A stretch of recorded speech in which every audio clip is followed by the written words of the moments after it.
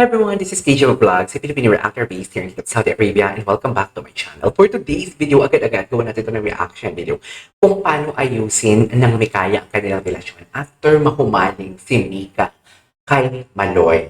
After magselos ni Mika kasi hinag ni Aya si Hetty, ngayon they are trying to fix their relationship. So titignan natin how they will make it up, how Aya make it up to Mika and so as Mika as well. So I want it and to Aya.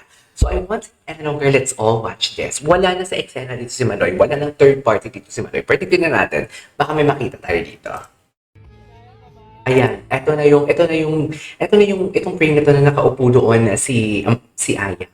Tapos si Mika is ready na makinig kay Aya. Though nakatalikod si Mika because hindi niya kayang tingnan si Aya dahil sa pagtataksin ni Aya sa paghag ng kay Hetty.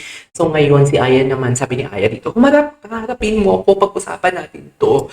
Ako hinag ko lang si Hetty. Ikaw, nakipagrelasyon ka kay Maloy, nakipaghag ka kay Maloy.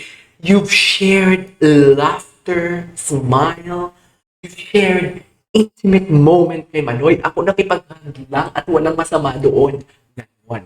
Tapos sabi dito ni Mika, sabi ni Mika, sige, explain ka. Umarap si Mika dito kay Aya. Ay po, hindi pala si Aya, no? Security guard pala.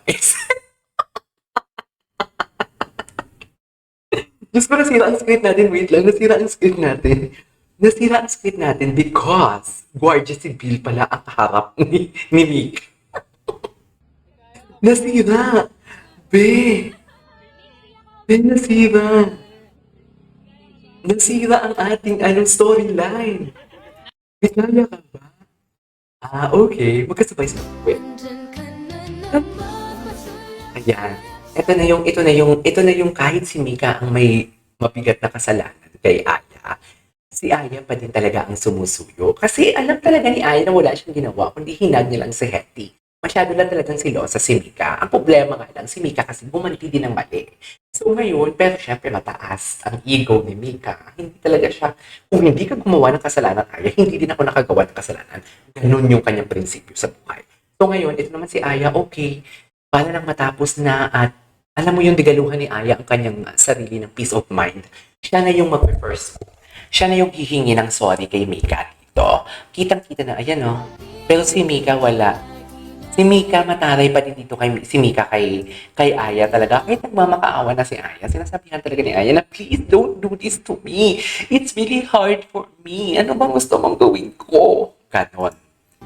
Pero si Mika, firm. Matigas ang puso ni Mika. Ito naman si Aya trying to smile, trying to fix everything, trying to be happy. Makikita mo naman sa smile niya na ang eyes niya is sad. May problema na sila dito. Ang sabi dito ni Mika, please huwag mo akong kunan ng camera. Hindi pa tayo okay. And then, niyaya nga ni Aya si Mika mag-dinner para mapag-usapan talaga kung anong problema sa kanila. They're trying to fix their relationship actually. Inaayos nila. And yan, dito unti-unti nang lumalambot si Mika kasi nakikita niya talaga na genuine si Aya. Pero ang tanong, kailan magsasorry si Mika kay Aya? Kasi si Mika nagkagawa din ng kasalanan.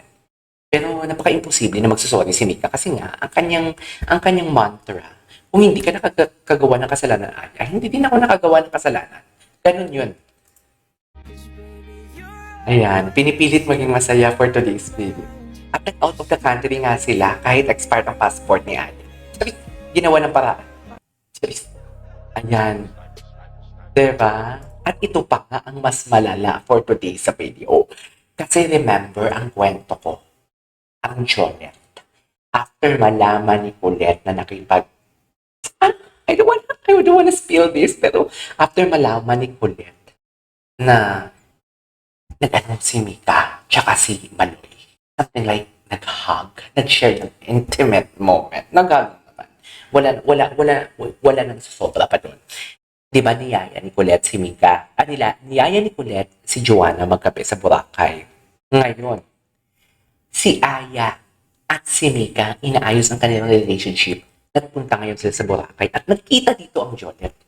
Nagkita talaga dito ang Jolet. Yun yung malala doon. So ngayon, naalala na naman naalala na naman ni Aya ang kasalanan ni Mika. Kasi ano si Colette eh. Di ba? May kaya ka ba? Ang malala dito, guard pala, ay ito. Aya nang nalaman na nakagawa din ng kasalanan. Ito yung mga point na nalaman na ni Aya kung sino ang babae ni Mika. Ito na yun. Hindi pong gusto ng siguro ni Aya. Pero, alam mo yon, kalmado lang si Aya. Pak! Ang ganda ni Aya dun. Ang ganda ni Aya. Oh my God. Nawala ako sa storyline. Nawala ako sa storyline sa sobrang ganda ni Aya for today's video. Sa totoo lang. Nawala. Why so quiet on your mind? Ano na naman to? Si Mika, magkasabay sila sa sasakyan. Ito yung mga paparazzi. Ang ganda ng buhok ni Mika. Nawala tuloy ako sa storyline. Sa ganda ni ano. May kanya ka ba? Ang ganda ni Mika.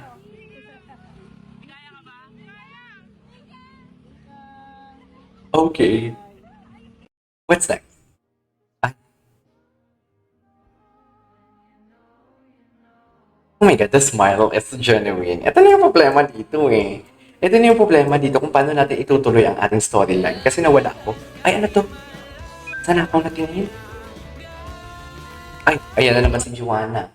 Ayan na naman si Joanna. Si Joanna nakasilip dito kasi she just want to make it sure na, alam mo yung si Maloy hindi papakawalan ni Mika. Kasi kailangan ng kasi gusto ni Joanna dito na ma-secured na ni Maloy si Mika para there is no chance for makulit at all. Para Jolet ang lalaya. Ganun yun.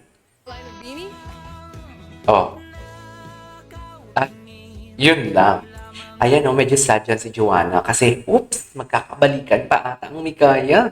Baka bumalik si Manoy kay kay Colette. Ako na naman ang mawawalan. At dahil dyan, continuation, Jose.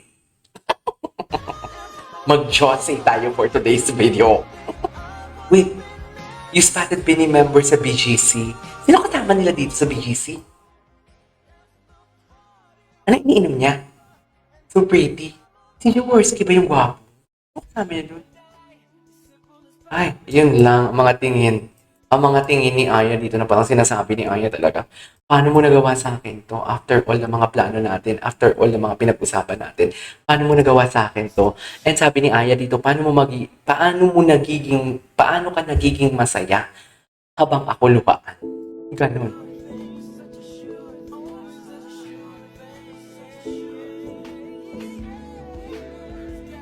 Ayan, pinipilit maging masaya. Ang sabi ni Krishina, okay ka lang, be?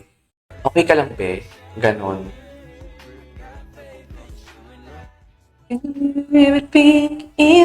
Ay, tapos na. Alright, there you go, guys. Ay, ano to? Okay. Alright, there you go, guys. That is our for today's video, which is the Mikaya TikTok compilation. Ang title ng story natin ito kung paano ayusin ng Mikaya ang gusot. This is KJ Vlogs and see you on my next vlog. Bye!